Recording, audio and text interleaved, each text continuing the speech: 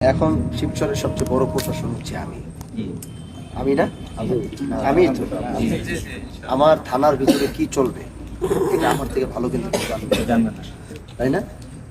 আমার থানায় যদি আমি নির্বাচিত হওয়ার পরে আমি যদি অনিয়মের জায়গায় ছেড়ে দিই তাহলে আমি ইনসাফ প্রতিষ্ঠিত করবো কিভাবে? আমার কষ্ট হবে, কিন্তু আমার পুরা শিবচরের কোন গলিতে কে ঢুকতেছে এই খবর আমার রাখতে হবে, কোন বাসায় কে প্রবেশ করতেছে সেই খবর আমার রাখতে হবে। সেটাই কোথায় রাত্রেবেলা কি চলতেছে সেই খবর আমার একজন এমপি হিসাবে রাখতে হবে। আমি তো নিয়ত করছি আমার সাথে যারা চলবে তাদেরকে আমি আমার কাছে 1 মাসের বেশি রাখবো না। আমার সাথে যারা চলে তারা কোথাও গিয়ে যদি খালি একবার আমার কাছে প্রমাণ সহ কমপ্লেন আসবে সে এমন জায়গায় গিয়ে আমার ব্যবহার করছে কোনো অন্যায়, সাথে সাথে আইনা রিজাইন দিয়ে সাথে সাথে ওরা আমার থেকে দূরে সরাই দেবে, সে আমার সাথে থাকতে পারবে না।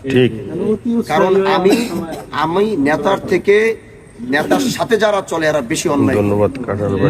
এটা আপনি খেয়াল করছেন কিনা জানি না, প্রত্যেকটা রাজনৈতিক দলে দেখবেন, প্রত্যেকটা নেতার জায়গায় দেখবেন, নেতা জানে না তার অজান্তে দুনিয়ার অন্যায় হয়ে যেতেছে, তার অজান্তে 2 নাম্বারই মানুষের সাথে হ্যাডাম দেখায় কথা বলা, মানুষের কষ্ট দেওয়া, বাজারে গিয়ে বুক ফুলায় কথা কয়ে গরিবরে ছোট করা, এই জিনিসগুলো নেতার অজান্তে হয়।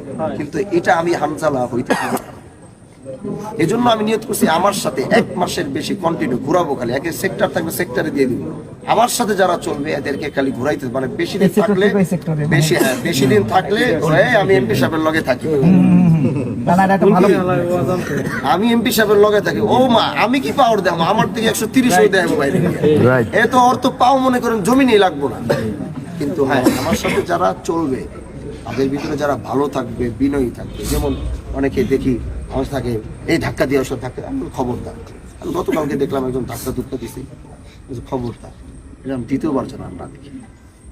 মানে আমার সাথে এমপির সাথে আসি, আর এমপির সাথে থাকার মধ্যে যেটা পাওয়ার, এটা তো নোংরা জিনিস, এটা হচ্ছে আধিপত্যের রাজনীতির ভিতরে সামিল। আমি সেটা আমার মধ্যে চাই না। আমার সাথে যারা থাকবে, আমি তো আমার সাথে যারা থাকবে এদের খোঁজ খবর, এদের পিছনে আবার আরেক দল লাগাই দিব যারা আমার সাথে এরা কি করতেছে। আমি যে রাজনীতিটা নতুনত্বের যে রাজনীতিটা করতে আসছি, এটা নিয়ে আমি একটু কাজ করছি। এজন্য প্রশাসন কি করবে, বিচার আমিই করব।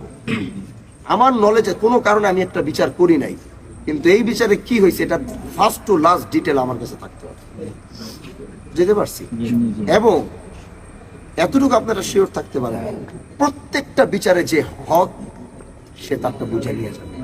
আমি হানজালা বাইচে থাকবো ইনশাআল্লাহ। খাতা কলম আইনা দেন, আমি গ্যারান্টি দিয়ে বলতে পারবো আমার বিচারে আমার নামের উপরে কেউ 2 নাম্বারই করবে, যদি এমন হয় তাহলে ইস্তিফা দিয়া এমপিগিরি ছেড়ে দিব।